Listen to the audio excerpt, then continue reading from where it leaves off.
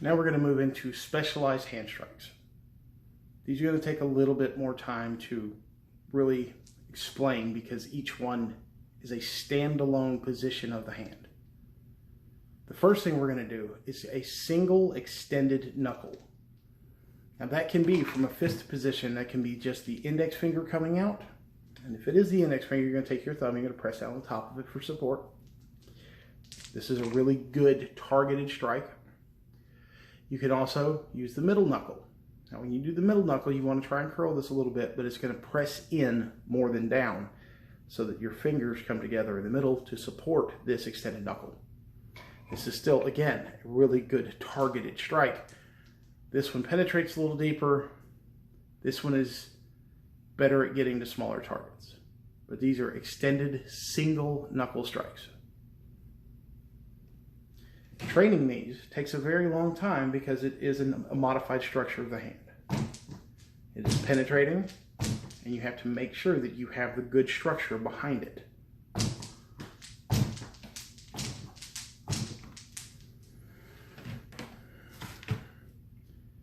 Next, we have a slight variation of this called the extended fist. Now, this is from here, but you're going to bring your thumb and you're going to put it on the bottom, on your nails. And you're going to extend up to where this ridge of your fingers, not your typical striking knuckles, but this whole ridge becomes your striking surface. Again, it's a very penetrating strike. This is commonly called a leopard punch. You find it in Shaolin, 5-animal Kung Fu. But the leopard punch, the extended fist, it is still a very penetrating strike. And it is really good for catching ribs. There are vital points in the ribs, 2 or 3 of them, that require you getting between the ribs. This is a very, very powerful strike for that.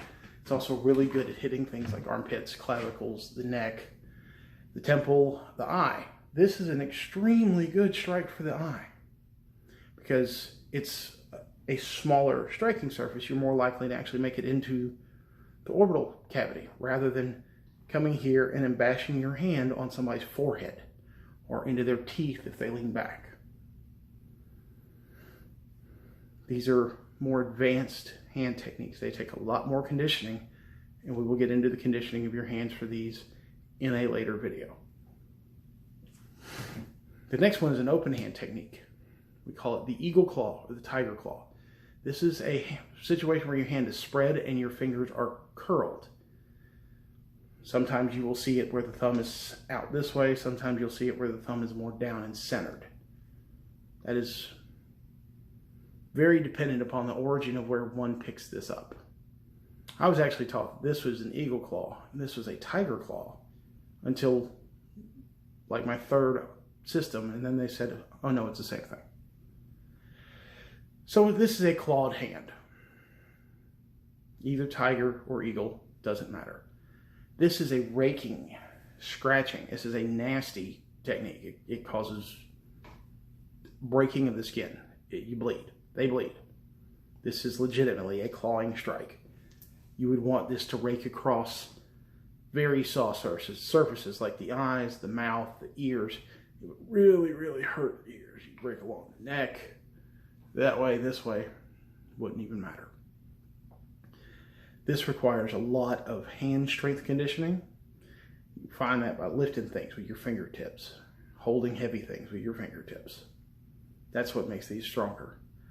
And they are typically big, swiping paws like you would see with a tiger or like a bear. But they can also be straight strikes. Which brings me to the 4th of these. It's another claw hand. It's called the dragon claw. Now, instead of all 5 fingers being a thing, this is more broken up. So you have your first 2 fingers as one section, your bottom 2 fingers as one, and your thumb. So your bottom 2 are going to curl in a lot, but they're still pointed straight forward. Your thumb is trying to be tucked into the middle, but it is still straight forward. And then your index curls down. This is a 3-point strike.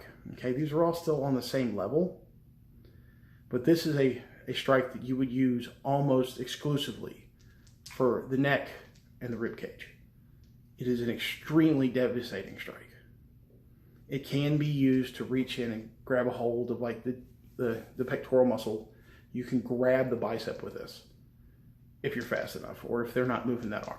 Say if they're coming to this hand and you come across to their back arm. It's a really good grasping technique. It's a really good ripping technique, tearing. These 4 hand strikes are extremely specialized, but I brought them in because they will be used in later versions of the hand, in later levels of the hand form. So, may as well get them done now. Be careful training these. Wait until we get the conditioning videos up before you really start conditioning these, or do a lot of research into iron palm techniques. Okinawan Hojo Undo, which is their supplementary training things, where they use things like gripping jars that work really well for the claws. But we'll get into all that in a later video.